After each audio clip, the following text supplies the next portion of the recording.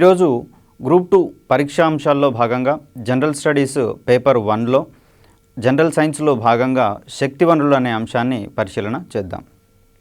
ప్రధానంగా శక్తినిచ్చేటటువంటి పదార్థాలను ఇంధనాలు అంటారు. మండడం ద్వారా శక్తినిచ్చేటటువంటి పదార్థాలను ఇంధనాలుగా వ్యవహరిస్తాము. తగినంత పరిమాణంలో వినియోగానికి అనువైన రీతిలో ఈ ఇంధనాలను ఇచ్చేటటువంటి వనరులనే మనం శక్తి వనరులుగా భావిస్తాం. ఈ శక్తి వనరులు ప్రధానంగా భూమి పొరల్లో లభ్యమయ్యే వాటిని, భూమి లోపలి పొరల్లో లభ్యమయ్యే వాటిని శిలాజ ఇంధనాలుగా మనం పరిగణిస్తాము. ఈ శిలాజ ఇంధనాలకు బొగ్గు, పెట్రోలియం, సహజ వాయువులను ఉదాహరణలుగా చెప్పవచ్చు. ప్రధానంగా ప్రపంచంలో అభివృద్ధి చెందిన దేశాలు మరియు అభివృద్ధి చెందుతున్నటువంటి దేశాలు వీటన్నిటికీ కావలసినంత పరిమాణంలో శక్తిని అందించడానికి, వాటి యొక్క వనరులను సద్వినియోగం చేసుకోవడానికి ఇవి ప్రధానంగా శిలాజ ఇంధనాలపై వినియోగపడుతున్నటువంటి విషయాన్ని మనం గమనిస్తూనే ఉన్నాం. ఈ శిలాజ ఇంధనాల యొక్క వినియోగం ఏ స్థాయికి వెళ్ళిందంటే, ఈ ఇంధనాలను పెద్ద మొత్తంలో తమ చేజిక్కించుకోవడానికి ప్రచ్ఛన్న యుద్ధాలు జరుగుతున్నటువంటి సందర్భాలు కూడా మనం ప్రపంచ దేశాల మధ్య చూస్తూనే ఉన్నాం. శిలాజ ఇంధనాలు ప్రధానంగా భూమి లోపలి పొరల్లో ఈ జంతువుల కళేబరాలు, మొక్కలు, వృక్షాల కళేబరాలు తరతరాలుగా భూమి కింది పొరల్లో ఉండడం వలన అక్కడ వాయురహిత స్థితిలో సూక్ష్మజీవుల యొక్క చర్యల వలన ఈ శిలాజ ఇంధనాలు ఏర్పడతాయి. ప్రధానంగా దీంట్లో బొగ్గును గనక పరిశీలిస్తే పెద్ద పెద్ద వృక్షాలు భూమి యొక్క లోపలి పొరల్లో నిక్షిప్తమై వాయురహిత స్థితిలో సూక్ష్మజీవుల యొక్క చర్యల వలన ఈ బొగ్గు అనేది ఏర్పడుతుంది. అదేవిధంగా చిన్న చిన్న జంతువులు మరియు చిన్న చిన్న మొక్కలు ఇటువంటివి భూమి యొక్క లోపలి పొరల్లో చిక్కుకొనిపోయి శిలాజాలుగా వాటి మీద వాయురహిత స్థితిలో ఈ సూక్ష్మజీవుల యొక్క చర్యల వలన పెట్రోలియం మరియు సహజ వాయువులుగా ఏర్పడేటటువంటి పరిస్థితులు మనం చూడవచ్చు. శిలాజ ఇంధనాలుగా బొగ్గు, పెట్రోలియం, సహజ వాయువులను మనం పరిశీలిస్తాము. ఈ శిలాజ ఇంధనాలను అదే రీతిగా ఒకే విధంగా అధికంగా వినియోగించుకుంటూ పోయిన కొద్దీ అవి కనుమరుగైపోయే ప్రమాదం ఉంది, అంతరించిపోయే ప్రమాదం ఉంది, లేదా తరిగిపోయే ప్రమాదం ఉంది. కాబట్టి వీటిని తరిగిపోయే శక్తి వనరులుగా కూడా పరిగణిస్తాము. శిలాజ ఇంధనాలని తరిగిపోయే శక్తి వనరులుగా కూడా పరిగణిస్తాము. దీనినే మరో రకంగా ఎగ్జాస్టబుల్ ఎనర్జీ రిసోర్సెస్గా మనం భావించవచ్చు. శిలాజ ఇంధనాలు, తరిగిపోయే శక్తి వనరులు, ఎగ్జాస్టబుల్ ఎనర్జీ రిసోర్సెస్. ఇవి కాలక్రమంలో తరిగిపోతూ ఉన్నప్పుడు వీటిని మానవ ప్రయత్నాలతో భర్తీ చేయలేము. ఇవి మళ్ళీ ఏర్పడాలంటే సుమారుగా మిలియన్ల సంవత్సరాలు పడుతుంది. కాబట్టి వీటిని మానవ ప్రయత్నాలతో భర్తీ చేయలేము. కాబట్టి వీటినే మరో రకంగా పునరుత్పాదకేతర ఇంధన వనరులుగా భావిస్తాము. శిలాజ ఇంధనాలైనటువంటి బొగ్గు, పెట్రోలియం, సహజ వాయువులనే మరో రకంగా పునరుత్పాదకేతర ఇంధన వనరులుగా కూడా పరిగణిస్తాము. తర్వాత ఈ శిలాజ ఇంధన వనరులను మానవాళికి ప్రత్యక్షంగా మార్కెట్లో తీసుకొని డైరెక్ట్గా వినియోగించుకోవడానికి అర్హమైనవిగా ఉంటాయి. కాబట్టి వీటినే మరో రకంగా సాంప్రదాయ ఇంధన వనరులుగా కూడా భావించవచ్చు. శిలాజ ఇంధనాలనే మరో రకంగా సాంప్రదాయ ఇంధన వనరులుగా కూడా పరిగణించవచ్చు. వీటిని మానవాళి డైరెక్ట్గా వినియోగించుకోవడానికి పనికి వస్తాయి. కాబట్టి వీటిని వినియోగించుకోవడానికి మరే రకమైనటువంటి పరిజ్ఞానం అవసరం లేదు. కాబట్టి ఇవి రెడీ టు యూజ్గా ఉంటాయి. కాబట్టి వీటిని సాంప్రదాయ ఇంధన వనరులుగా భావిస్తాము. ప్రధానంగా శిలాజ ఇంధనాలను పునరుత్పాదకేతర ఇంధనాలు, తర్వాత తరిగిపోయే ఇంధన వనరులు మరియు సాంప్రదాయ ఇంధన వనరులుగా భావిస్తాము. ప్రస్తుతం ప్రపంచంలో శిలాజ ఇంధన వనరులు అధికంగా వినియోగిస్తున్నాం. కాబట్టి వీటి వల్ల మరొక రకమైనటువంటి ప్రమాదం పర్యావరణానికి ఏర్పడుతుంది. అదే వాతావరణ కాలుష్య ప్రభావం. అనగా శిలాజ ఇంధనాలను అధికంగా వినియోగించిన కొలది వాతావరణానికి పర్యావరణ కాలుష్యం ఏర్పడి భవిష్యత్ తరాల యొక్క మనుగడ అంధకారమయ్యేటటువంటి పరిస్థితి ఉంది. దీనినే ఒక రకంగా చెప్పుకోవాలంటే మానవుడు తన ప్రస్తుత అవసరాల కోసం భవిష్యత్ జాతుల అవసరాలను చిదిమేసే రీతిలో భవిష్యత్తు తరాల యొక్క వెలుగులను చీకటి చేసేటటువంటి పరిస్థితుల్లో ఈ శిలాజ ఇంధనాలను వాడుతున్నాడు. కాబట్టి ఈ శిలాజ ఇంధనాల యొక్క వినియోగంలో సరైనటువంటి పొదుపు నాణ్యత ప్రమాణాలను పాటిస్తూ భవిష్యత్ తరాలకు కూడా వీటిని అందించగలిగితే మానవుని యొక్క జీవితం కానీ మానవ తరాలు కానీ ముందు సంవత్సరాల్లో కూడా మనుగడ కొనసాగించడానికి అవకాశం ఉంటుందని చెప్పవచ్చు. ప్రధానంగా ఈ శిలాజ ఇంధనాల యొక్క భర్తీ సాధ్యం కాదు. అదేవిధంగా వీటిని వినియోగిస్తూ ఉంటే పర్యావరణ కాలుష్యం అనేది ఏర్పడుతుంది. కాబట్టి దీనిని నివారించడం కోసం మనం మరికొన్ని వనరుల మీద ఆధారపడాల్సి ఉంటుంది. దీనినే మనం ప్రత్యామ్నాయ ఇంధన వనరులుగా పరిగణిస్తాము, ఆల్టర్నేటివ్ ఎనర్జీ రిసోర్సెస్. శిలాజ ఇంధనాలకు ప్రత్యామ్నాయంగా వాడుతున్నాం కాబట్టి వీటిని శిలాజ ఇంధనాలు అని చెప్పి పరిగణిస్తాము. ముఖ్యంగా సౌరశక్తి, పవనశక్తి మరియు సముద్రాల నుంచి వచ్చేటటువంటి హైడల్ ఎనర్జీ, టైడల్ ఎనర్జీ వీటన్నిటిని కూడా మనం ఈ ప్రత్యామ్నాయ ఇంధన వనరులుగా మనం పరిగణించవచ్చు. ఈ ప్రత్యామ్నాయ ఇంధన వనరులతో ఉన్నటువంటి మరొక ప్రయోజనం ఏమిటంటే ఇవి శిలాజ ఇంధనాల మాదిరిగా కాలుష్యాన్ని వెదజల్లేటటువంటి పరిస్థితులలో ఉండవు. కాబట్టి వీటిని పర్యావరణ హితమైనటువంటి ఇంధనాలుగా మనం పరిగణించవచ్చు. అదే శిలాజ ఇంధనాలైతే వాతావరణ కాలుష్యం కారకాలను విడుదల చేస్తాయి కాబట్టి అవి పర్యావరణ హితమైనటువంటి ఇంధన వనరులు కావు. ఒక్కో సందర్భంలో ప్రశ్న ఈ విధంగా రావచ్చు, క్రింది వానిలో పర్యావరణ హితమైనటువంటి ఇంధనాలు ఏమిటి అనే విషయాలలో ప్రశ్న అడగవచ్చు. దీంట్లో ఆప్షన్స్గా బొగ్గు, పెట్రోలియం, సహజ వాయువు, పవనశక్తి కనుక ఇచ్చినట్లయితే మనం ఆన్సర్గా పవనశక్తిని సూచించుకోవచ్చు. ఎందుకంటే పవనశక్తిని వినియోగించడం వలన శక్తి వస్తుంది, మన అవసరాలు తీరుతాయి, పైపెచ్చు పర్యావరణానికి అది హితంగా ఉంటుంది, ఎటువంటి కాలుష్య కారకాలను వాతావరణంలోకి రిలీజ్ చేయదు. కాబట్టి దాన్ని మనం ప్రత్యామ్నాయ ఇంధన వనరు, అదేవిధంగా పర్యావరణ హితమైనటువంటి ఇంధన వనరుగా మనం భావించవచ్చు. తర్వాత ఈ పవనశక్తిని కానివ్వండి, సౌరశక్తిని కానివ్వండి ఎంత వినియోగించినా కూడా ఇది తరిగిపోయేటటువంటి పరిస్థితి మనకు కనిపించదు. పైపెచ్చు ఈ ఇంధన వనరులు ఎంత వినియోగించుకున్నా కూడా తిరిగి మనకు అందుబాటులో ఉంటాయి. కాబట్టి వీటిని తరిగిపోని ఇంధన వనరులుగా మనం భావించవచ్చు. నాన్ ఎగ్జాస్టబుల్ ఎనర్జీ రిసోర్సెస్, తరిగిపోని ఇంధన వనరులుగా మనం వీటిని భావిస్తాం. పవనశక్తి, సౌరశక్తి, హైడల్ ఎనర్జీ, అలాగే ఓషన్ థర్మల్ ఎనర్జీ మరియు జియో థర్మల్ ఎనర్జీ వీటన్నిటిని కూడా తరిగిపోని శక్తి వనరులుగా మనం భావించవచ్చు. ఇవి మానవ ప్రయత్నాలతో సంబంధం లేకుండానే తిరిగి ప్రకృతిలో లభ్యమవుతాయి. కాబట్టి వీటిని పునరుత్పాదక ఇంధన వనరులుగా కూడా మనం భావించవచ్చు. ఈ పవనశక్తి, సౌరశక్తి వంటి వాటిని ప్రత్యామ్నాయ ఇంధన వనరులుగా, తరిగిపోని శక్తి వనరులుగా, అదేవిధంగా పునరుత్పాదక శక్తి వనరులుగా కూడా మనం ఇక్కడ భావించవచ్చు. ఇక్కడ గమనించాల్సిన మరొక ముఖ్యమైనటువంటి అంశం ఏమిటంటే పవనశక్తిని మనం ప్రత్యక్షంగా డైరెక్ట్గా మన యొక్క దైనందిన అవసరాలకు వాడుకోలేము. ఈ పవనశక్తి ఆధారంగా మన అవసరాలు తీరాలంటే మరికొన్ని పరికరాలు అవసరమవుతాయి. అదేవిధంగా సౌరశక్తి మరియు జియోథర్మల్ ఎనర్జీ మరియు ఓషన్ థర్మల్ ఎనర్జీలను వాడుకోవాల్సి వచ్చినా కూడా మనం వాటిని డైరెక్ట్గా వినియోగించుకోలేము.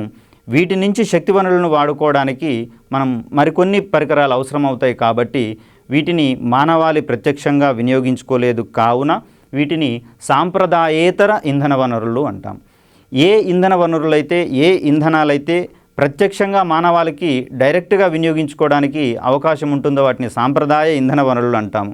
ఇందాక చెప్పుకున్నట్టు పెట్రోలు, బొగ్గు, సహజవాయువు వీటిని డైరెక్ట్గా మన వాహనాలలో వాడుకొని మన యొక్క అవసరాలను తీర్చుకోవచ్చు. కాబట్టి వాటిని సాంప్రదాయ వనరులుగా భావిస్తాము. అటువంటి సాధ్యమయ్యేటటువంటి పరిస్థితులు మనకు పవనశక్తి, సౌరశక్తులలో ఉండదు. కాబట్టి వీటిని మనం సాంప్రదాయేతర ఇంధన వనరులుగా పరిగణించాల్సి వస్తుంది. ఇక్కడ పునరుత్పాదకేతర ఇంధన వనరులతో పోలిస్తే పునరుత్పాదక ఇంధన వనరులు అనేవి సంవత్సరంలో అన్ని రోజులు అందుబాటులో ఉంటాయి. అదేవిధంగా పునరుత్పాదకేతర ఇంధన వనరులతో కాలుష్యం పెరిగిపోతుంది కాబట్టి పర్యావరణానికి హాని జరుగుతుంది. అదేవిధంగా పునరుత్పాదక ఇంధన వనరులను వాడినట్లయితే పర్యావరణ హితంగా ఉంటుంది. మరియు ఈ శిలాజ ఇంధనాల మీద ఉండేటటువంటి సహజమైన డిమాండ్ని మనం తగ్గించవచ్చు. తద్వారా భవిష్యత్ తరాలకు వీటిని కొనసాగించేందుకు అవకాశం ఉంటుంది. కాబట్టి ప్రభుత్వాలతో పాటుగా సామాన్య ప్రజానీకం సైతము పునరుత్పాదక ఇంధన వనరుల యొక్క వినియోగం పట్ల తగు జాగ్రత్త వహించాలి. దీనికి సంబంధించినటువంటి అవసరమైన పరికరాలను రాయితీలో అందించడానికి ప్రభుత్వాలు కృషి చేస్తే ఇటువంటి పునరుత్పాదక ఇంధన వనరులను అధికంగా వినియోగించడం వలన గ్రామీణ ప్రాంతాల వారికి సైతము సులభంగా వారి యొక్క దైనందిన అవసరాలను తీర్చుకోవడానికి అవకాశం ఉంటుంది. ఇప్పటికే పలు గ్రామాలలో ఈ బయోగ్యాస్ ప్లాంట్స్, తర్వాత పవన శక్తికి సంబంధించినటువంటి పరికరాల ద్వారా భూగర్భ జలాలను తోడడానికి, అదేవిధంగా విద్యుత్తుని ఉత్పత్తి చేసుకోవడానికి సరైనటువంటి అవకాశాలను కల్పిస్తున్నాం. కాబట్టి రెగ్యులర్గా వచ్చేటటువంటి శిలాజ ఇంధనాల మీద ఉన్నటువంటి భారాన్ని తగ్గించి తద్వారా ప్రభుత్వాలకు ఎంతో మొత్తంలో ఈ వాణిజ్య లోటును పూడ్చడానికి మనం ఉద్యుక్తులం అవుతాం. కాబట్టి ప్రభుత్వాలతో పాటు సామాన్య ప్రజానీకం కూడా ఈ శిలాజ ఇంధనాలను పొదుపుగా పాటించడం ఒకటి. అదేవిధంగా ఈ పునరుత్పాదక లేదా తరిగిపోని లేదా సాంప్రదాయేతర ఇంధన వనరులు అనుకునేటటువంటి ఈ పవన శక్తి, సౌరశక్తి, జీవ ఇంధనాలు మొదలగు వాటిని వినియోగించుకున్నట్లయితే భవిష్యత్ తరాల యొక్క మనుగడకు ఎటువంటి ప్రమాదం ఉండదనేటటువంటి విషయాన్ని ఇక్కడ మనం గమనించవచ్చు. ప్రధానంగా ఎనర్జీ రిసోర్సెస్ అనే ఈ పాఠ్యాంశంలో మార్కులను పొందడంతో పాటుగా సామాజిక స్పృహను కూడా అందించేటటువంటి టాపిక్గా మనం దీన్ని గమనించవచ్చు. గతంలో ఏ విధంగానైతే పర్యావరణ విపత్తులను అనే పాఠ్యాంశాన్ని గ్రూప్స్ పరీక్షలలో ఇంక్లూడ్ చేశారో దానిని క్షుణ్ణంగా అధ్యయనం చేసినటువంటి అభ్యర్థులు తమ తోటి సమాజాన్ని అవేర్నెస్ చేయడం ద్వారా ఈ ప్రకృతి విపత్తుల సమయంలో ఏ విధమైనటువంటి జాగ్రత్తలు తీసుకోవాలి, ముందు జాగ్రత్తలు ఏ విధంగా తీసుకోవాలనే విషయాలలో అందరికీ తగిన సూచనలు, సలహాలు ఇవ్వడం ద్వారా ప్రస్తుతము ప్రకృతి విపత్తులు సంభవించినప్పుడు జరిగేటటువంటి ప్రాణ నష్టాన్ని, ఆస్తి నష్టాన్ని గణనీయంగా తగ్గించుకుంటున్న విషయాలను ఇక్కడ మనం గమనించుకోవచ్చు. అదేవిధంగా ఈ శక్తి వనరులు అనే పాఠ్యాంశాన్ని గ్రూప్స్ పాఠ్యాంశాల్లో చేర్చడం వలన సామాజిక స్పృహ పెరుగుతుంది. అదేవిధంగా ప్రతి అభ్యర్థి కూడా పర్యావరణానికి ఎంతో కొంత హితం చేయాలనేటటువంటి ఆలోచనతోటి ఈ శిలాజ ఇంధనాలను తక్కువగా వినియోగించుకునేటటువంటి అవకాశం ఉంటుంది. అదేవిధంగా తన తోటి వారికి ఈ ఉత్తమ నాణ్యతా ప్రమాణాలు, తర్వాత పొదుపు పరిస్థితులను అలవాటు చేయడం ద్వారా ఈ సామాజిక స్పృహను కలిగించేవారు అవుతారు. కాబట్టి ప్రధానంగా ఈ సబ్జెక్టుని దైనందిన జీవితంలో వినియోగించుకుంటూ సామాజిక స్పృహను, పర్యావరణ హిత సమాజాన్ని ఏ విధంగా కోరుకోవచ్చో ఆలోచించుకుంటూ చదువుకుంటే కనుక దీంట్లో పెద్దగా శ్రమ పడకుండానే మార్కులను మనం పొందవచ్చు. ఇక్కడ శిలాజ ఇంధన వనరులను ఒక్కొక్క దాన్ని పర్టికులర్గా చూస్తే మనం ఇదివరకు చెప్పుకున్నట్టుగా బొగ్గు, పెట్రోలియం, సహజ వాయువు ఈ మూడిటిని శిలాజ ఇంధనాలని చెప్పేసి అని అంటున్నాం. Coal, natural gas and petroleum. మొదట బొగ్గు గురించి కనుక మనం పరిశీలించినట్లయితే బొగ్గు అనేది భూమి యొక్క అట్టడుగు పొరల్లో లభ్యమవుతుందని చెప్పుకున్నాం. పెద్ద పెద్ద వృక్షాలు ఈ తుఫాన్ల సమయంలో, తర్వాత అడవుల నరికివేత, నెక్స్ట్ వరదల సమయాల్లో ఈ పెద్ద పెద్ద వృక్షాలు మొత్తం భూమి యొక్క లోపల పొరల్లో కప్పడిపోతాయి. ఇది తరతరాలుగా జరుగుతూ వస్తుండడం వలన ఈ వృక్షాలు మొత్తం భూమి యొక్క అడుగు పొరల్లో శిలాజాలుగా ఉండిపోతాయి. ఈ శిలాజాల మీద వాయురహిత స్థితిలో సూక్ష్మజీవుల యొక్క చర్యల వలన అది బొగ్గుగా ఏర్పడుతుందనే విషయాన్ని మనం చెప్పుకున్నాం. బొగ్గు ప్రధానంగా పెద్ద పెద్ద మొక్కలు భూమి యొక్క లోపలి పొరల్లో చిక్కుకొని పోయినప్పుడు లేదా నిక్షిప్తమైనప్పుడు వాటి మీద సూక్ష్మజీవుల యొక్క వాయురహిత పరిస్థితులలో సూక్ష్మజీవుల యొక్క చర్యల వలన బొగ్గు అనేది ఏర్పడుతుంది. ఈ బొగ్గు ద్వారానే ప్రపంచ దేశాలలో పారిశ్రామిక విప్లవము ఏర్పడిందనేటటువంటి అంశాన్ని మనం ఇక్కడ పరిశీలన చేసుకోవచ్చు. అభివృద్ధి చెందిన దేశాలకైనా, అభివృద్ధి చెందుతున్నటువంటి దేశాలకైనా తమ యొక్క పారిశ్రామిక అవసరాలు మరియు వాణిజ్య అవసరాలు మరియు రవాణా సంబంధించినటువంటి అవసరాలను తీర్చడానికి పెద్ద ఎత్తున బొగ్గును వినియోగంలో ఉంచుకున్నటువంటి పరిస్థితిని చూస్తున్నాం. ఇదే విధంగా విద్యుత్ ఉత్పాదనలో, విద్యుత్ ప్లాంట్లలో ఈ థర్మల్ పవర్ ప్లాంట్స్ ప్రధానంగా ఆధారపడినటువంటి అంశంగా బొగ్గును మనం పరిగణలోకి తీసుకోవచ్చు. ఈ బొగ్గులో ఉన్నటువంటి కార్బన్ యొక్క శాతం ఆధారంగా మనం ఈ బొగ్గుని రకరకాలుగా వర్గీకరించుకోవచ్చు. దాంట్లో ప్రధానంగా ఆంథ్రసైట్ బొగ్గులో 90% వరకు కార్బన్ ఉంటుంది. దీనిని ప్యూరెస్ట్ కార్బన్ యొక్క కోల్గా మనం భావించవచ్చు. అదేవిధంగా బిట్యూమినస్ రకపు బొగ్గులో 50 నుంచి 80% వరకు కార్బన్ ఉంటుంది. తదుపరి రకమైనటువంటి లిగ్నైట్లో 35 నుంచి 45% వరకు కార్బన్ ఉండేటటువంటి పరిస్థితిని మనం గమనించవచ్చు. అత్యంత తక్కువ నాణ్యతతో కూడినటువంటి పీట్ రకపు బొగ్గులో 30 నుంచి 35% కార్బన్ ఉండేటటువంటి పరిస్థితులు మనం గమనించవచ్చు. తర్వాత ఈ కోల్ని వాతావరణం లేని స్థితిలో లేదా గాలి లేని స్థితిలో కనుక మండిస్తే 98-99% కార్బన్ కలిగినటువంటి కోక్ రకపు బొగ్గుగా అది మార్పు చెందుతుంది. బొగ్గును వాయురహిత స్థితిలో మండిస్తే 98-99% వరకు కార్బన్ కలిగినటువంటి కోక్ రకపు బొగ్గుగా మారుతుంది. ఈ కోక్ రకపు బొగ్గు యొక్క ఉపయోగాలు మనకు చాలా ఉన్నాయి. దీనిని లోహన సంగ్రహణ శాస్త్రంలో క్షయకరణ కారకంగా వినియోగిస్తాము. అదేవిధంగా కోక్ రకపు బొగ్గును మండిస్తే పొగరాదు, అదేవిధంగా కాలుష్యం ఏర్పడదు. కాబట్టి పర్యావరణ హితమైనటువంటి ఏకైక బొగ్గుగా కోక్ రకపు బొగ్గును మనం పేర్కొనవచ్చును. ప్రశ్న ఒకవేళ ఈ విధంగా వస్తే, క్రింది వానిలో పర్యావరణ హితమైనటువంటి బొగ్గు ఏది అని చెప్పి ప్రశ్న వస్తే ఆప్షన్స్గా ఆంథ్రసైటు, బిట్యూమినస్, కోక్ మరియు లిగ్నైట్ వీటిని గనక పరిగణలోకి తీసుకున్నప్పుడు అభ్యర్థులు చాలా వరకు కోక్ గురించి సరైన అవగాహన లేక ఏదో ఒకటి పెట్టే అవకాశం ఉంది. కోక్ అనగా ఇప్పుడు మనకు మార్కెట్లో దొరికేటటువంటి శీతల పానీయంగా కూడా భ్రమపడేటటువంటి పరిస్థితులు ఉన్నాయి. కాబట్టి కోక్ అనేది ఈ సందర్భంలో పర్యావరణ హితమైనటువంటి బొగ్గు నుంచి ఏర్పడినటువంటి ఉత్పన్నంగా భావించాలి. తదుపరి ఈ బొగ్గు క్షేత్రాల నుంచి ఒక రకమైనటువంటి గ్యాస్ వెలువడుతుంది.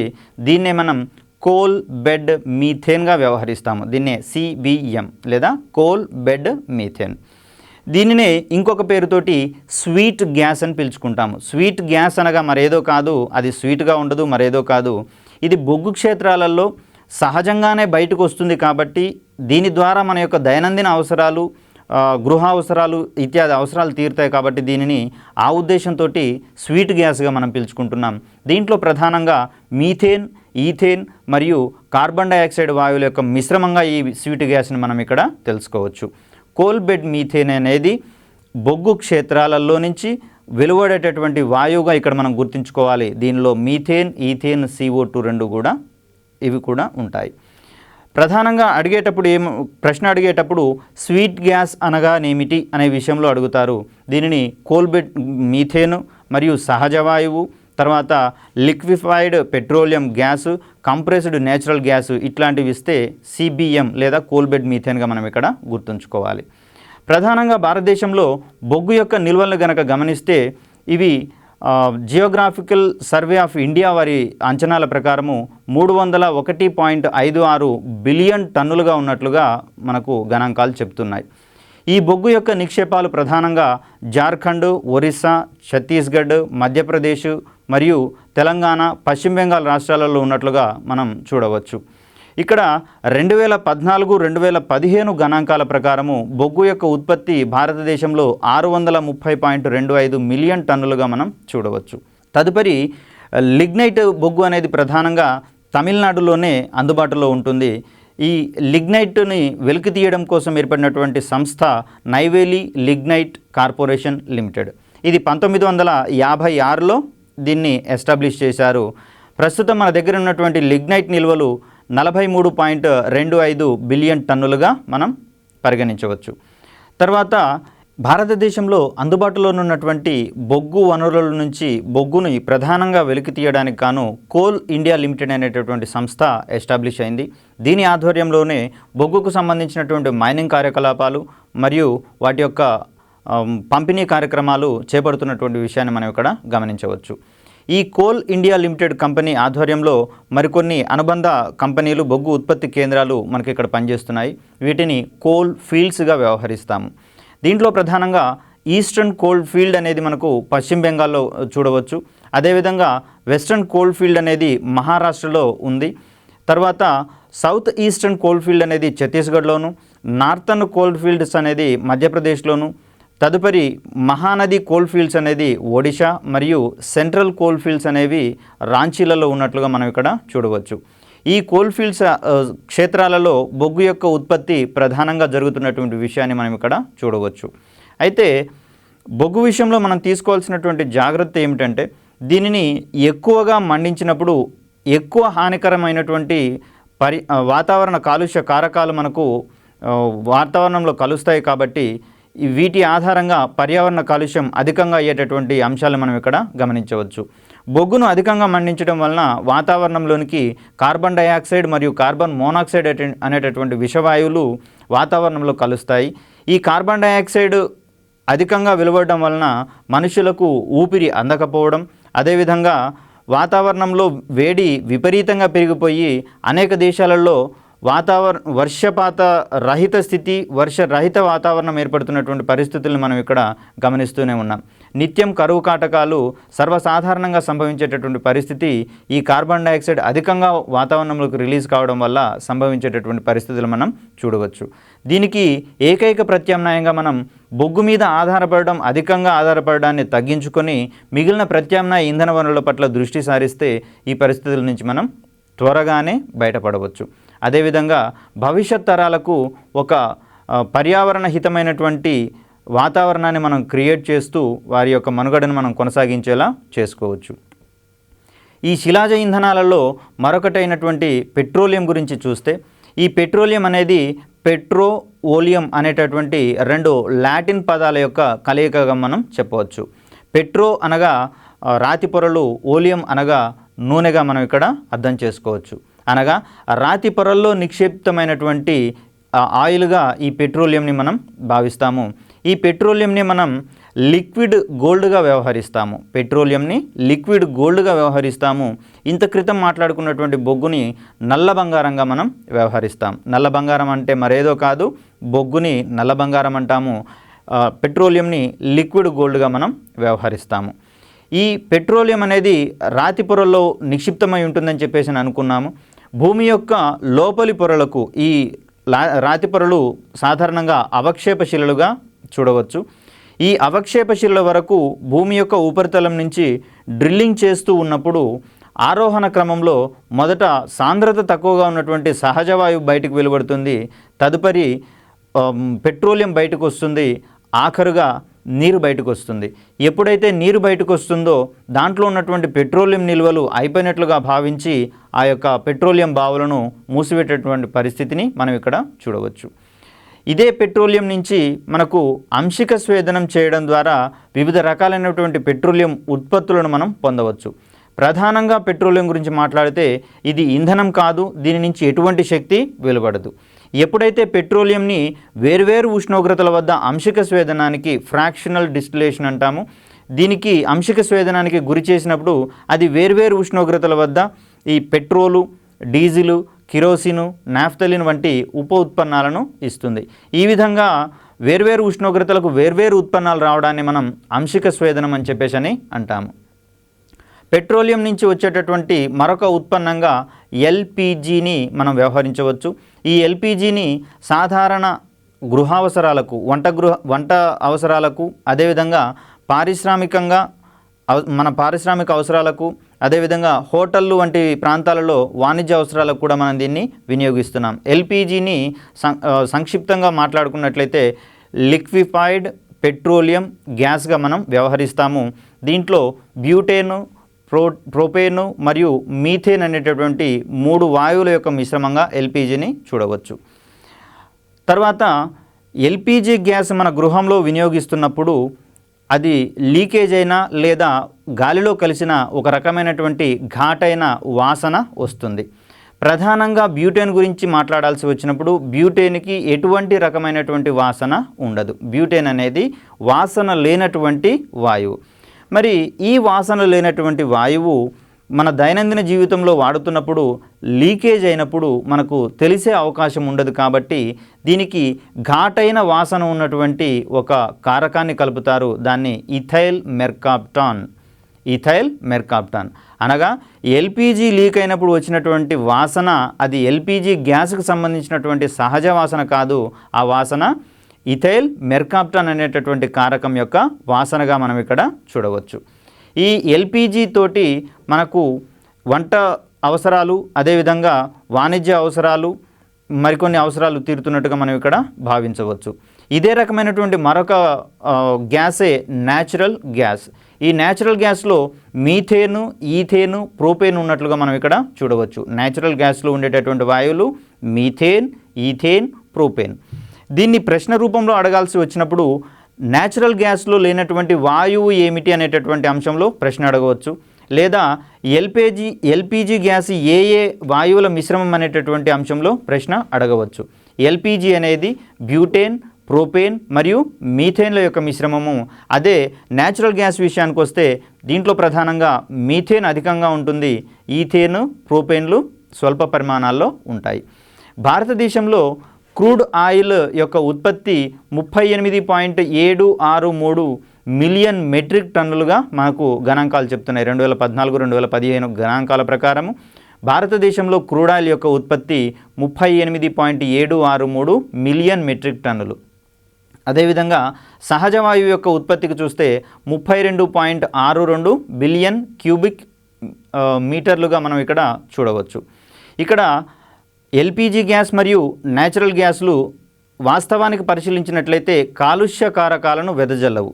గృహ అవసరాలలో ఎల్పిజి మరియు న్యాచురల్ గ్యాసులను వాడినప్పుడు ఇవి పర్యావరణంలోకి ఎటువంటి వాతావరణ కాలుష్యకాలను వెదజల్లవు. అయితే ఇక్కడ గమనించాల్సిన విషయం ఏమిటంటే ఎల్పిజిని, న్యాచురల్ గ్యాస్ని పెట్రోలియం నుంచి పొందుతున్నప్పుడు, పెట్రోలియం శుద్ధి కేంద్రాల నుంచి వాటిని శుద్ధి చేసే దశలో, పొందే దశలో, ఆ దశలోనే అనేక వాయు కాలుష్య కారకాలు వాతావరణంలోకి కలిసేటటువంటి పరిస్థితిని మనం ఇక్కడ చూడవచ్చు. సల్ఫర్కి సంబంధించినటువంటి కాలుష్యాలు, అదేవిధంగా నైట్రోజన్కి సంబంధించినటువంటి కాలుష్యాలు వాతావరణంలోకి వెళ్ళడం వలన రీసెంట్గా మనకు విశాఖపట్నం చుట్టుపక్కల ప్రాంతాలలో ఆమ్ల వర్షాలు కురిసినటువంటి పరిస్థితులు మనం ఇక్కడ గమనించవచ్చు. ఈ వాతావరణంలో కలిసినటువంటి సల్ఫర్ మరియు నైట్రోజన్ సంబంధితమైనటువంటి కాలుష్య కారకాలు మేఘాలలోకి వెళ్ళినప్పుడు అక్కడ ఉరుములు, మెరుపులు సంభవించేటటువంటి పరిస్థితులలో, అత్యధిక వేడి, వాతావరణ పీడనం కలిసినటువంటి పరిస్థితులలో అవి సల్ఫర్ డయాక్సైడ్ మరియు నత్రిక ఆమ్లాలుగా మారి వాటిని ఆమ్లాలుగా మనం పరిశీలిస్తాము, ఆమ్లాలుగా మనం పరిగణిస్తాము. ఆ ఆమ్లాలు వర్షం వచ్చినప్పుడు వర్షపు చినుకులతో పాటుగా నేల మీద పడడం ద్వారా అక్కడ ఉన్నటువంటి జీవరాశులకు, మొక్కలకు మరియు మనుషులకు ప్రమాదాలను ఏర్పరుస్తున్నటువంటి పరిస్థితులను ఇక్కడ మనం గమనించవచ్చు. అదేవిధంగా తాజ్మహల్ చుట్టుపక్కల ఉన్నటువంటి పరిశ్రమల నుంచి వెలువడేటటువంటి విషవాయువులు వాతావరణంలో కలవడం వలన ఈ వర్షాలు వచ్చేటటువంటి సమయాల్లో ఆ మెరుపులు మరియు ఉరుముల ప్రభావం వలన అత్యధిక వేడి, పీడనం ఉన్నటువంటి పరిస్థితులలో అవి ఆమ్లాలుగా మారి తాజ్మహల్ మీద పడినప్పుడు తాజ్మహల్ యొక్క తెల్లటి రాళ్ళు కాస్త పసుపచ్చ కలర్లోకి మారి తాజ్మహల్ యొక్క అందాలను చెడగొడుతున్నటువంటి పరిస్థితులను మనం గమనించాం. దీనికి రెమెడీగా ఢిల్లీ ప్రభుత్వం వారు అక్కడ చుట్టుపక్కల ఉన్నటువంటి పరిశ్రమలు కొన్నింటిని మూసివేసి తిరిగి తాజ్మహల్కు సహజమైనటువంటి అందాలను తీసుకొచ్చే కార్యక్రమాన్ని మనం చేస్తున్నట్లుగా గమనిస్తున్నాం. ఇప్పటి వరకు మనం తరిగిపోయేటటువంటి శక్తి వనరులు లేదా పునరుత్పాదకేతర శక్తి వనరులు వీటి గురించి తెలుసుకున్నాం. ప్రధానంగా ఈ పునరుత్పాదకేతర శక్తి వనరుల మీద ఆధారపడడం వలన పర్యావరణ కాలుష్యం అధికంగా ఏర్పడుతుందని చెప్పేసి తెలుసుకున్నాం. దీనికి సంబంధించి ఈ మధ్య కాలంలోనే ప్రపంచ దేశాలలో కొంత కదలిక వచ్చి అవి తమ యొక్క అవేర్నెస్ తోటి ఈ శిలాజ ఇంధనాల మీద ఆధారపడేటటువంటి పరిజ్ఞానాన్ని తగ్గించుకుంటూ క్రమక్రమంగా సాంప్రదాయేతర శక్తి వనరులు లేదా ప్రత్యామ్నాయ శక్తి వనరుల మీద ఆధారపడేటటువంటి పరిస్థితులను అవి ప్రజలకు అందిస్తున్న విషయాన్ని మనం ఇక్కడ చూస్తున్నాం. దీంట్లో భాగంగానే ఈ మధ్యకాలంలో గ్రామాలలోనూ పట్టణాలలోనూ ఇండ్ల టాప్ల మీద సోలార్ ప్లేట్స్ తోటి విద్యుత్తుని ఏర్పాటు చేసేటటువంటి పరిస్థితులు మనం ఇక్కడ గమనిస్తున్నాం. ఈ సాంప్రదాయేతర శక్తి వనరులు అనగా ప్రజలకు ప్రత్యక్షంగా డైరెక్ట్గా వినియోగించుకోవడానికి అందుబాటులో ఉండవు కాబట్టి ఈ శక్తి వనరులను వాడుకోవాలంటే కొన్ని ప్రత్యేకమైనటువంటి పరికరాలు, ఆపరేటర్స్ కావాలి కాబట్టి వీటిని మనం సాంప్రదాయేతర శక్తి వనరులుగా మనం భావిస్తున్నామని చెప్పేసి అనుకున్నాం. ఈ సాంప్రదాయేతర శక్తి వనరులనే ప్రత్యామ్నాయ శక్తి వనరులు అనగా శిలాజ ఇంధనాలకు ప్రత్యామ్నాయంగా వాడుతున్నాం కాబట్టి వీటిని ప్రత్యామ్నాయ ఇంధన వనరులుగా, తర్వాత సంవత్సరంలోని అన్ని కాలాల్లోనూ అందుబాటులో ఉంటాయి మరియు వాడుతున్న కొద్దీ తరిగిపోవు కాబట్టి వీటిని తరిగిపోని శక్తి వనరులుగా మనం ఇక్కడ చెప్పుకుంటున్నాం. Non exhaustible energy resources. ప్రత్యామ్నాయ ఇంధన వనరులు అనగా ఆల్టర్నేటివ్ ఎనర్జీ రిసోర్సెస్. అదేవిధంగా వీటిని మళ్ళీ పునరుత్పత్తి చేయవచ్చు. మానవ ప్రయత్నాలతో ప్రమేయం లేకుండానే ప్రకృతిలోనే ఆటోమేటిక్గా ఇవి అందుబాటులో ఉంటాయి మరియు రెగ్యులర్గా వస్తూనే ఉంటాయి కాబట్టి వీటిని పునరుత్పాదక ఇంధన వనరులుగా కూడా మనం ఇక్కడ చెప్పుకుంటున్నాం. దీంట్లో ప్రధానంగా హైడల్ ఎనర్జీ గురించి మాట్లాడుకోవాల్సి వస్తుంది. అదేవిధంగా పవన శక్తి గురించి, తర్వాత సౌరశక్తి గురించి, తర్వాత ఈ సౌర తటాకాల గురించి, బయో గ్యాస్, బయోమాస్, సముద్ర తాపశక్తి, tidal energy, oceanic thermal energy మరియు జియో థర్మల్ ఎనర్జీ, గ్యాసోహాల్, వీటన్నిటి గురించి వివరంగా మనం మాట్లాడుకోవాల్సి ఉంటుంది. ఇంకొక ముఖ్య విషయాన్ని కనుక ఇక్కడ మనం గమనించినట్లయితే ప్రకృతిలో అన్ని శక్తి వనరులకు ప్రధానమైనటువంటి ఆధారం సూర్యుడే అని చెప్పేసి మనం తెలుసుకుంటాం. అనగా సూర్యుడి నుంచి వెలువడినటువంటి శక్తి ఇక్కడ మిగిలిన శక్తి వనరులు ఏర్పడడానికి పరోక్షంగానో ప్రత్యక్షంగానో కారణమవుతుంది. కాబట్టి భూమి మీద లేదా ఈ ప్రపంచంలో అన్ని శక్తి వనరులకు ప్రధానమైనటువంటి ఆధారంగా మనం సూర్యుడిని చెప్పుకుంటాం. ఈ హైడల్ ఎనర్జీ, పవన శక్తి, టైడల్ ఎనర్జీ వీటికి సంబంధించినటువంటి ప్రధానమైనటువంటి ఆధారమైన శక్తి జనకంగా మనం ఇక్కడ సూర్యుడిని చెప్పుకుంటాం. అయితే అన్ని శక్తి వనరులకు ప్రధాన ఆధారం సూర్యుడే, కానీ జియోథర్మల్ ఎనర్జీకి మాత్రం సూర్యుడు ప్రధానమైనటువంటి వనరు కాదనే విషయాన్ని ఒకటి గుర్తుపెట్టుకోవాలి. అనగా భూతాపశక్తి లేదా జియోథర్మల్ ఎనర్జీ, భూతాపశక్తి లేదా జియోథర్మల్ ఎనర్జీ అనే దానికి మినహా మిగిలిన అన్ని శక్తి వనరులకు సూర్యుడే ప్రధానమైనటువంటి శక్తి ఆధారం. హైడల్ ఎనర్జీ, ప్రధానంగా హైడల్ ఎనర్జీ గురించి కనుక మనం మాట్లాడాల్సి వస్తే సముద్రంలో ఉండేటటువంటి అలలకు ఉండేటటువంటి గతిజ శక్తి, కైనెటిక్ ఎనర్జీ ఆధారంగా పెద్ద పెద్ద టర్బైన్లను తిప్పుతూ విద్యుత్ శక్తిని ఉత్పత్తి చేసేటటువంటి ప్రక్రియనే మనం ఇక్కడ హైడల్ ఎనర్జీకి ఉదాహరణగా మనం భావించవచ్చు. సముద్రాలలోని నీటికి ఉండేటటువంటి గతిజ శక్తిని ఆధారంగా చేసుకొని టర్బైన్లను తిప్పడం ద్వారా విద్యుత్తుని ఉత్పత్తి చేసేటటువంటి ప్రక్రియకు దీనిని మనం ఉదాహరణగా చెప్పవచ్చు, హైడల్ ఎనర్జీ. సముద్రాలలో నీరు ఎంతకీ ఇంకిపోవు, అదేవిధంగా అలలు నిరంతరం సంవత్సరంలో అన్ని రోజులలోనూ వస్తూనే ఉంటాయి, పోతూనే ఉంటాయి. కాబట్టి దీనిని మనం ప్రత్యామ్నాయ మరియు తరిగిపోయినటువంటి శక్తి వనరుగా మనం ఇక్కడ భావించవచ్చు. హైడల్ ఎనర్జీ తర్వాత ప్రధానమైనటువంటి శక్తి వనరుగా పవన శక్తికి మనం ప్రాధాన్యం ఇవ్వాల్సి ఉంటుంది. ఈ పవన శక్తి అనేది సముద్ర తీర ప్రాంతాల్లో అత్యధికంగా వేగంగా గాలులు వీస్తాయి. కాబట్టి సముద్ర తీర ప్రాంతాల్లో పవనశక్తి ప్లాంట్లను నిర్మించడం ద్వారా, ఈ పవనశక్తి ద్వారా మనం విద్యుత్తుని తయారు చేసి సాధారణ దైనందిన జీవిత అవసరాలకు వాడుకునేటటువంటి పరిస్థితులు మనం ఇక్కడ గమనించవచ్చు. పవనశక్తి కూడా సంవత్సరంలోని అన్ని రోజుల్లోనూ అందుబాటులో ఉంటుంది. అదేవిధంగా ఇది తరిగిపోనటువంటి శక్తి వనరు. తర్వాత విద్యుత్ ఉత్పత్తిలో శిలాజ ఇంధనాలకు ప్రత్యామ్నాయంగా వాడుతున్నాం కాబట్టి దీన్ని మనం ప్రత్యామ్నాయ ఇంధన వనరుగా కూడా మనం ఇక్కడ భావించవచ్చు. అయితే గాలి వీస్తున్నప్పుడు వచ్చిన ప్రతిసారి పవన విద్యుత్తు ఉత్పత్తి కాకపోతుండవచ్చు. దీనికి ప్రధానమైనటువంటి కారణం ఏమిటంటే గాలి యొక్క వేగం అన్ని ప్రదేశాల్లో ఒక రకంగా ఒకే వేగంతో ఉండదు. సముద్ర తీర ప్రాంతాల్లో ఎక్కువ వేగంతో వీచేటటువంటి గాలులు భూమి యొక్క పరిధిలోకి వచ్చినప్పుడు వాటి యొక్క వేగాన్ని మందగించేటటువంటి పరిస్థితులు మనం ఇక్కడ గమనించవచ్చు. అనగా సముద్ర తీర ప్రాంతాల్లో అధిక వేగంగా వీచేటటువంటి గాలులు భూ వాతావరణంలోకి వచ్చేసరికి వాటి యొక్క వేగం మందగించి ఆ టర్బైన్లను తిప్పలేక పవన విద్యుత్ అనేది ఉత్పత్తి కానటువంటి పరిస్థితులు మనం చూడవచ్చు. ప్రధానంగా గంటకు 15 కిలోమీటర్ల వేగంతో వీచేటటువంటి గాలులు లభ్యమయ్యే పరిస్థితులలో మాత్రమే ఈ పవన శక్తి ఆధారంగా, విండ్ ఎనర్జీ ఆధారంగా మనం విద్యుత్ ఉత్పత్తిని చేయవచ్చు. ఈ వీస్తున్నటువంటి గాలికి ఎదురుగా పెద్ద పెద్ద పంకాలు కలిగినటువంటి పరికరాలను అమర్చినప్పుడు ఆ పంకాలు తిరుగుతున్నప్పుడు వాటికి అమర్చినటువంటి షాఫ్ట్ ద్వారా వాటి వెనక వైపు ఉన్నటువంటి టర్బైన్ తిరిగి దాని ద్వారా విద్యుత్ ఉత్పత్తి అయ్యేటటువంటి పరిస్థితిని మనం ఇక్కడ పవనశక్తి కేంద్రాలలో గమనించవచ్చు. పవనశక్తి కేంద్రాలలో వేగంగా వీచేటటువంటి గాలి యొక్క గతిజ శక్తి అనేది మనకు విద్యుత్ శక్తిగా రూపాంతరం చెందుతుంది. ప్రధానంగా భారతదేశంలో తమిళనాడులో ఇటువంటి పవనశక్తి విద్యుత్ ప్లాంట్లు ఉన్నట్టుగా మనం గమనించుకోవచ్చు. తమిళనాడు మొదటి ప్లేస్లో ఉంది భారతదేశంలో. పవనశక్తిని సద్వినియోగం చేసుకోవడానికి సముద్ర తీర ప్రాంతాల్లో పవనశక్తి ప్లాంట్లను ఏర్పాటు చేస్తాము. తర్వాత ఈ మధ్యకాలంలో వచ్చినటువంటి నూతన అంచనాల ప్రకారము ఈ హైవేల మీద వాహనాలు విపరీతమైనటువంటి వేగాలతో వెళ్తుంటాయి. కాబట్టి అటువంటి గాలికి ఉండేటటువంటి వేగాన్ని కూడా సద్వినియోగం చేసుకోవాలనే ఆలోచనలో శాస్త్రవేత్తలు తగు పరిశీలనలు చేస్తున్నారు. ఈ హైవేలు అన్నప్పుడు మరొక విషయాన్ని మాట్లాడుకోవాల్సి వస్తుంది.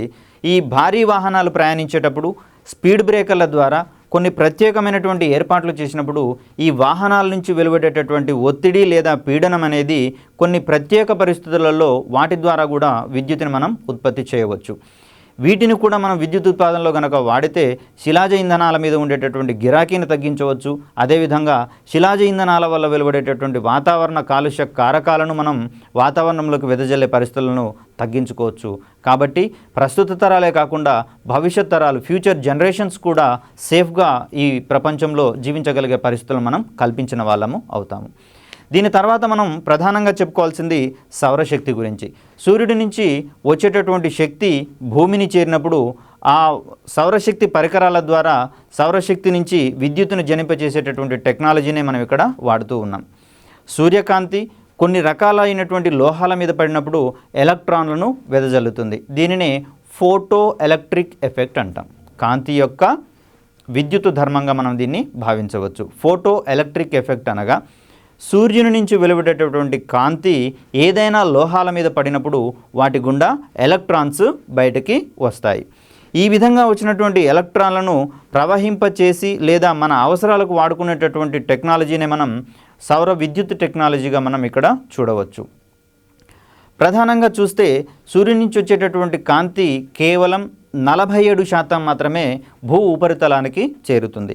మిగిలిన 53% భూ వాతావరణంతో అదేవిధంగా వాతావరణ కణాలతోటి తిరిగి విశ్వంలోనికి రిఫ్లెక్ట్ చేయబడుతుంది, పరావర్తనం చెందించబడుతుంది. కాబట్టి సూర్యుడి నుంచి వెలువడేటటువంటి సౌరశక్తిలో కేవలం మనం వాడుకునేటటువంటి సౌరశక్తి 47% మాత్రమే. ఈ 47% సౌరశక్తిని మనం సద్వినియోగం చేసుకోగలిగితే ఉన్నటువంటి ఈ థర్మల్ పవర్ ప్లాంట్స్ అన్నిటినీ లేదా అణువిద్యుత్ కేంద్రాల స్థానంలో సౌరశక్తి ద్వారా వచ్చేటటువంటి విద్యుదుత్పత్తి ప్లాంట్లను ఎస్టాబ్లిష్ చేయడం ద్వారా పర్యావరణ హితమైనటువంటి విద్యుత్తుని మనం ఇక్కడ పొందవచ్చు. ఇక్కడ భూమికి సంబంధించి సంవత్సరానికి 5,000 ట్రిలియన్ కిలోవాట్ హవర్స్ యొక్క సౌరశక్తి మనకు అందుబాటులో ఉంటుందని ఒక అంచనా. ఒక సంవత్సరంలో సూర్యుడి నుంచి వెలువడేటటువంటి శక్తి 5,000 ట్రిలియన్ కిలోవాట్ హవర్స్ భూమిని చేరుతుందని చెప్పేసి మనం ఇక్కడ భావించవచ్చు. దీనికి సంబంధించినటువంటి మరొక అంశము సౌర స్థిరాంకము. ఒక చదరపు మీటరుకు ఎంత సౌరశక్తి అయితే భూమిని చేరుతుందో ఆ విలువనే మనం ఇక్కడ సౌర స్థిరాంకము అంటాము, సోలార్ కాన్స్టాంట్. ఇక్కడ ఈ సౌర స్థిరాంకం విలువ మనకు 1.4 కిలో వాట్ ఫర్ చదరపు మీటరు లేదా చదరపు మీటరుకు 1.4 కిలోవాట్స్గా మనం ఇక్కడ చూడవచ్చు. ఇది సౌర స్థిరాంకం యొక్క విలువ. ఇక సౌర విద్యుత్ ప్లాంట్లు లేదా సోలార్ విద్యుత్ ప్లాంట్లలో వచ్చేటటువంటి అమరికలను కనుక మనం చూస్తే సిలికాన్ బోరాన్ లేదా సిలికాన్ ఆర్సెనిక్ అనేటటువంటి 2 లోహాలతో ఉన్నటువంటి 2 లోహపు పొరల్ని ఒక సిలికాన్ సెల్గా మనం పరిగణిస్తాం. ఈ సిలికాన్ సెల్ మీద పడినటువంటి సూర్యకాంతి ఎలక్ట్రాన్లను బయటకు విడుదల చేస్తుంది. తర్వాత ఈ 2 పొరల మధ్య ఉండేటటువంటి పొటెన్షియల్ డిఫరెన్స్ లేదా శక్మాంతరం అనేది 0.5 వోల్ట్స్కి సమానము. ఈ సిలికాన్ బోరాన్, సిలికాన్ ఆర్సెనిక్ పొరల మీద పడినటువంటి సౌరకాంతి ఎలక్ట్రాన్లను బయటికి ఉత్తేజితం చెందించడం వల్ల ఆ ఎలక్ట్రాన్లను సంగ్రహించి ఈ పెద్ద పెద్ద సోలార్ సెల్లను ఒకే దగ్గర అమర్చి సోలార్ ప్యానెళ్లను తయారు చేస్తాము. ఇటువంటి సోలార్ ప్యానెళ్లను అనేకం అమర్చడం ద్వారా సోలార్ ఫీల్డ్ ఎస్టాబ్లిష్ అవుతుంది. సోలార్ సెల్తో పోలిస్తే సోలార్ ప్యానెల్లో ఎక్కువ విద్యుత్ ఉత్పత్తి అవుతుంది. సోలార్ ప్యానెల్తో పోలిస్తే సోలార్ ఫీల్డ్స్లలో ఇంకా ఎక్కువ విద్యుత్ ఉత్పత్తి అవుతుంది. ఈ విధంగా ఉత్పత్తి అయినటువంటి విద్యుత్తుని మన యొక్క దైనందిన జీవితాలకు వాడుకోవచ్చు. అదేవిధంగా ప్రస్తుతం భారత ప్రభుత్వం మరియు తెలంగాణ ప్రభుత్వం వారు ఈ విధంగా ప్రొడ్యూస్ అయినటువంటి విద్యుత్తుని విద్యుత్ గ్రిడ్కి కనెక్ట్ చేయడం ద్వారా అవసరమైనటువంటి విద్యుత్తు గృహావసరాలకు వాడుకొని ఎక్కువైనటువంటి విద్యుత్తుని గ్రిడ్కి అనుసంధానం చేయడం ద్వారా ఈ ప్రజలకు ఆదాయం వస్తుంది. అదేవిధంగా విద్యుత్తుకున్నటువంటి డిమాండ్ తగ్గుతుంది మరియు అధిక విద్యుత్తు అందుబాటులో ఉంటుంది. కాబట్టి గిరాకీ సమయాలలో కూడా ఎటువంటి కష్ట నష్టాలకు ఓర్చుకోకుండా ఎటువంటి కోతలు లేనటువంటి విద్యుత్తుని మనం ఇక్కడ సప్లై చేయవచ్చు అనేటటువంటి అంశాన్ని మనం ఇక్కడ పరిశీలించవచ్చు. సౌరశక్తి ద్వారా విద్యుత్తును తయారు చేసేటటువంటి పరిజ్ఞానాన్ని ఫోటో వోల్టాయిక్ పరిజ్ఞానం అంటాం, ఫోటో వోల్టాయిక్ టెక్నాలజీ. క్రింది వాటిలో ఫోటో వోల్టాయిక్ టెక్నాలజీ అనగా ఏమిటి అనేటటువంటి అంశంలో ప్రశ్న వస్తే దానికి మనం గుర్తుంచుకోవాల్సినటువంటి విషయం ఏమిటంటే సౌరశక్తి ఆధారంగా విద్యుత్తును తయారు చేసేటటువంటి టెక్నాలజీనే ఫోటో వోల్టాయిక్ టెక్నాలజీగా మనం గుర్తుపెట్టుకోవాలి. అదేవిధంగా సౌరశక్తితోటి ఉష్ణాన్ని వెలువరించి గృహావసరాలకు వినియోగించుకునేటటువంటి టెక్నాలజీని సోలార్ థర్మల్ టెక్నాలజీ అంటాం. సోలార్ థర్మల్ అనగా సౌరశక్తి నుంచి ఉష్ణశక్తిని వెలువడేటట్టుగా చేయడాన్ని మనం సోలార్ థర్మల్ టెక్నాలజీ అంటాం. ఈ సోలార్ థర్మల్ టెక్నాలజీ ఆధారంగా పనిచేసేటువంటి పరికరాలను సోలార్ హీటింగ్ పరికరాలుగా మనం పరిగణించవచ్చు. సోలార్ హీటింగ్ పరికరాలు అనగా గృహ అవసరాలకు లేదా వంట అవసరాలకు సౌరశక్తిని ఉష్ణశక్తి రూపంలో గ్రహించి మన వంట యొక్క అవసరాలకు వినియోగించుకునేటటువంటి టెక్నాలజీనే సోలార్ హీటింగ్ టెక్నాలజీగా మనం ఇక్కడ గమనించవచ్చు. దీనికి సంబంధించి పలు పరికరాలు అందుబాటులో ఉన్నాయి. ప్రధానంగా solar cooker, solar water heaters, వీటన్నిటిని మనం హోటళ్లలోనూ, తర్వాత పెద్ద పెద్ద క్షేత్రాలలోనూ, పెద్ద పెద్ద సత్రాలలోనూ వినియోగిస్తున్నటువంటి అంశాలు మనం ఇక్కడ గమనించవచ్చు. ఈ సోలార్ హీటింగ్ మరియు సోలార్ థర్మల్ ఎనర్జీ ఆధారంగా తన వద్దకు వచ్చేటటువంటి భక్తులకు వడ్డించడానికి గాను షిరిడి మరియు తిరుమల తిరుపతి దేవస్థానం వారు అనేక సోలార్ కుక్కర్లను, సోలార్ థర్మల్ పవర్ ప్రాజెక్టులను పెట్టుకున్నటువంటి పరిస్థితులు మనం ఇక్కడ గమనించవచ్చు. షిరిడి మరియు తిరుమల తిరుపతి దేవస్థానం వాళ్ళు సోలార్ హీటింగ్ టెక్నాలజీ ద్వారా ఒకేసారి సుమారుగా 50,000 మందికి పైగా వడ్డించగల టెక్నాలజీని వారు అడాప్ట్ చేసుకున్నటువంటి విషయాన్ని ఇక్కడ మనం గమనించవచ్చు.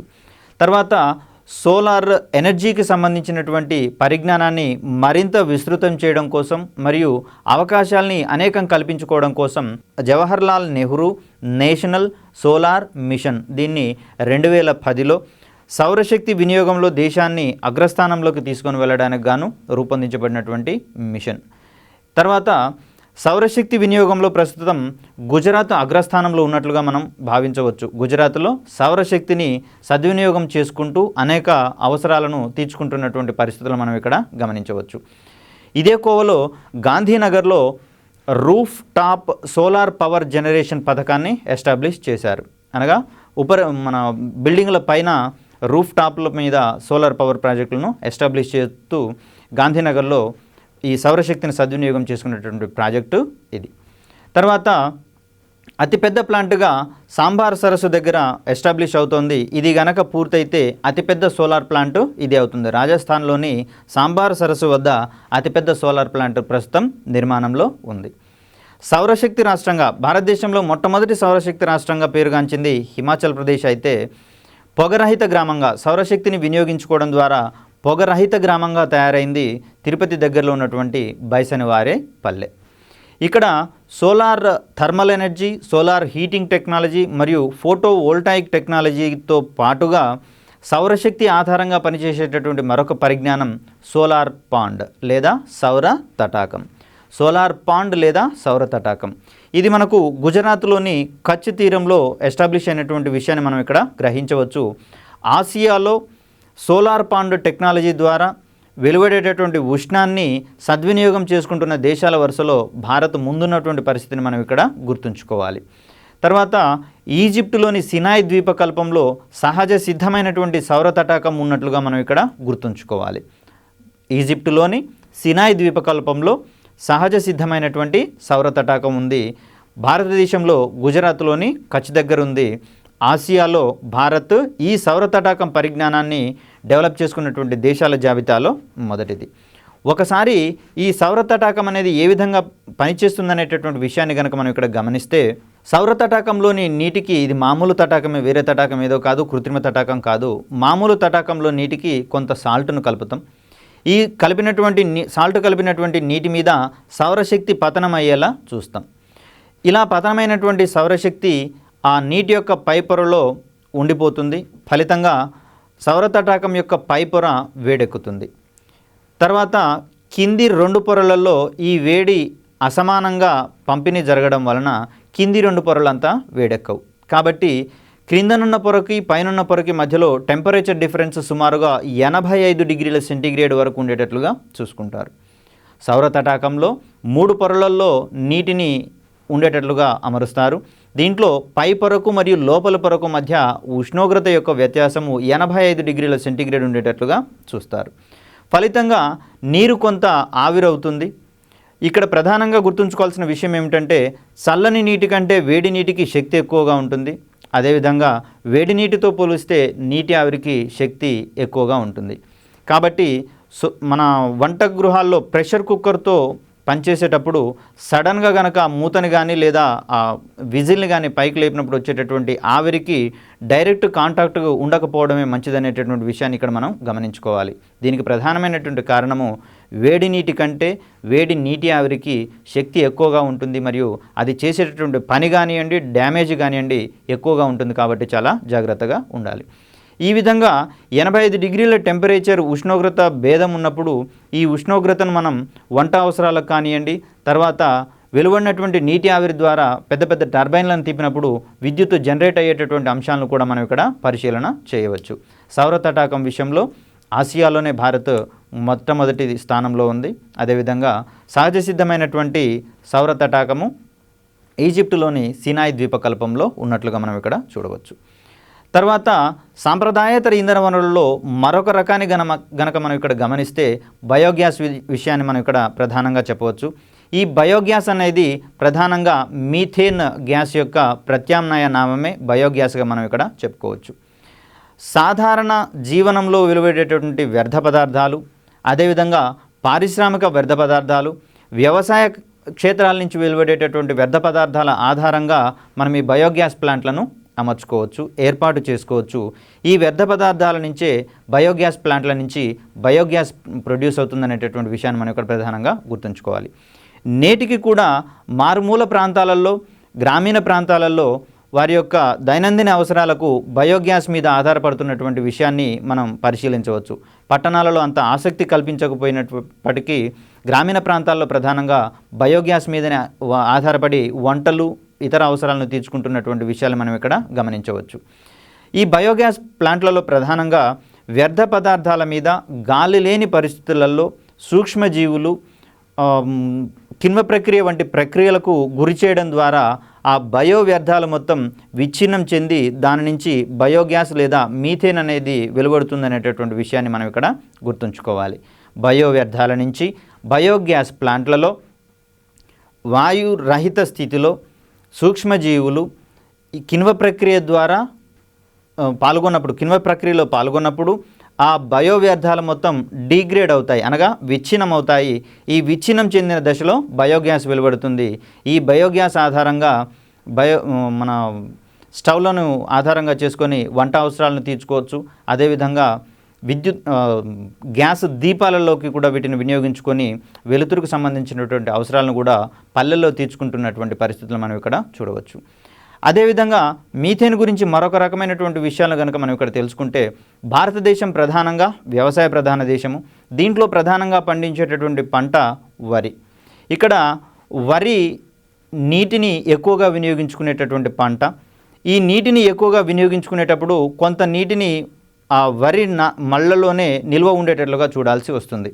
ఈ విధంగా నిల్వ ఉన్నప్పుడు ఆ వరి పొలాలలో ఉండేటటువంటి నాచు ఈ గాలి రహిత స్థితిలో, వాయు రహిత స్థితిలో సూక్ష్మజీవుల యొక్క ప్రభావానికి లోనై అక్కడి నుంచి మీథేన్ పెద్ద మొత్తంలో వెలువడుతున్నటువంటి విషయాన్ని ప్రపంచ దేశాలలో అమెరికా మరియు ఇతర పశ్చిమ దేశాలు ప్రధానంగా భారతదేశము మరియు చైనాల మీద నింద మోస్తూ ఈ మీథేన్ వలనే పర్యావరణ కాలుష్యం అధికంగా ఏర్పడుతుంది, కాబట్టి మీరు వరి పంటని తగ్గించుకోమని చెప్పేసి అటువంటి సూచనలు చెప్పినటువంటి విషయాలను కూడా మనం ఇక్కడ గమనించవచ్చు.